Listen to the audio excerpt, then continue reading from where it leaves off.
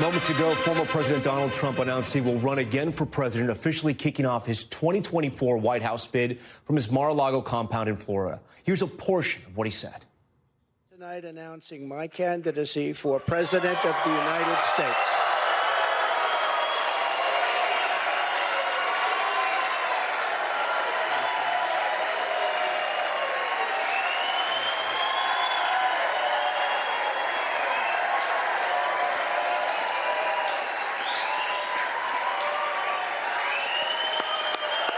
Thank you, kids. Thank you. All of you. Thank you. Thank you.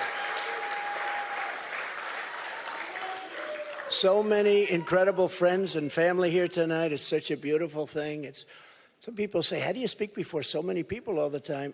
When there's love in the room, it's really easy, if you want to know the truth. It really is. You ought to try it sometime. Together, we will be taking on the most corrupt forces and entrenched interests imaginable.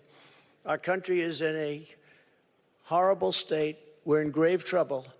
This is not a task for a politician or a conventional candidate. This is a task for a great movement that embodies the courage, confidence, and the spirit of the American people. This is a movement. This is not for any one individual.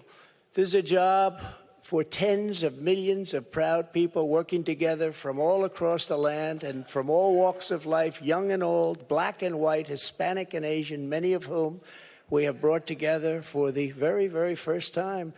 If you look at the numbers, if you look at what's happened with Hispanic, with African American, with Asian, and just look at what's happening, this is a party that has become much bigger, much stronger, much more powerful, can do much more good for our country.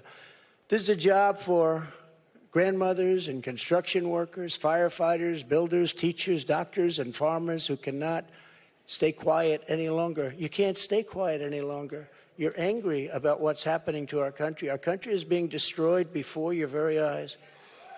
It's a job for every aspiring young person and every hard-working parent, for every entrepreneur and underappreciated police officer who is ready to shout for safety in America. The police are being treated so badly. These are great people. They can straighten out the crime. They're the ones that know how to do it. We have to give them back their respect and their dignity.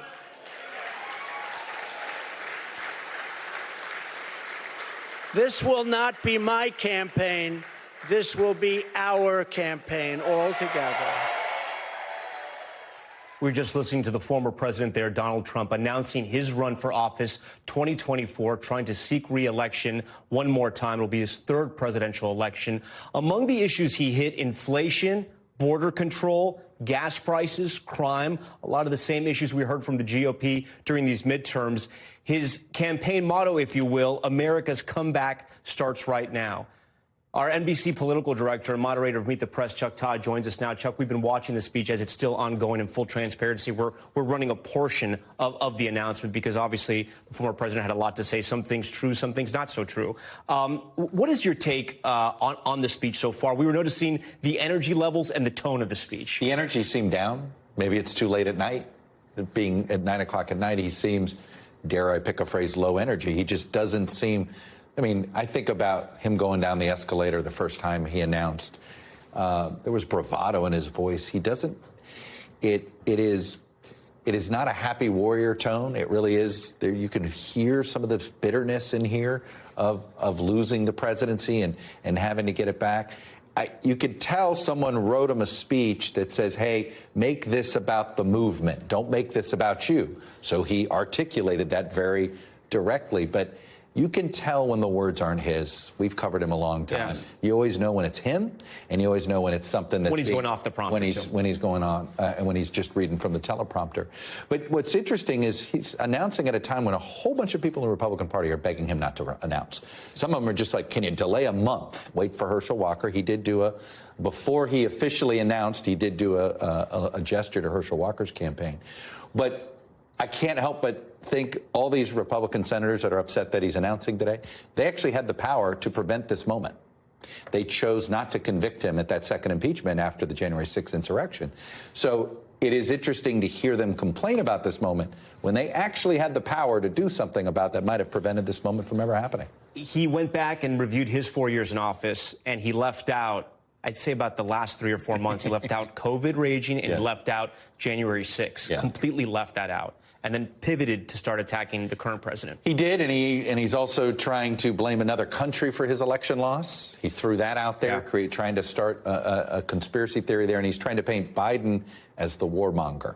It's interesting. He's trying to say, hey, I'm not the one. He's trying to paint President Biden as that. It is interesting in talking with people around him, the way they're trying to make this seem better than it looks right now is, hey, he loves being the outsider.